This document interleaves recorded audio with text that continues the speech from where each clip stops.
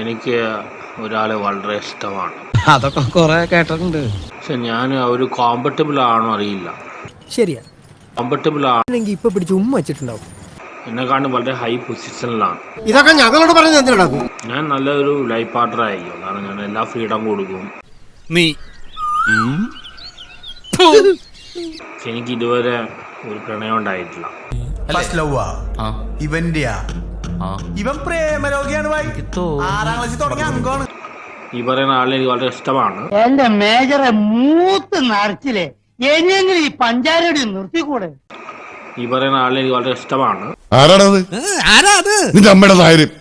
മലയാളത്തിലെ lady super star Manju വാര്യറാണ്.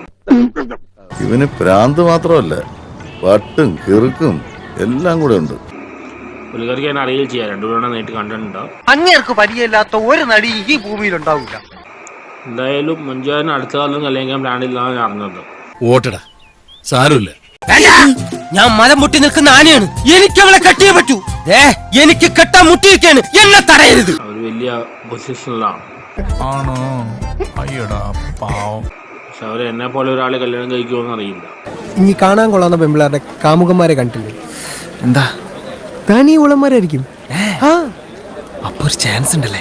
എന്നാലും എനിക്ക് അവരെ ഇഷ്ടമാണ്. കല്യാണം കഴിക്കാൻ തയ്യാറുമാണ്. അപ്പൊ എന്താണെന്ന് വെച്ചാ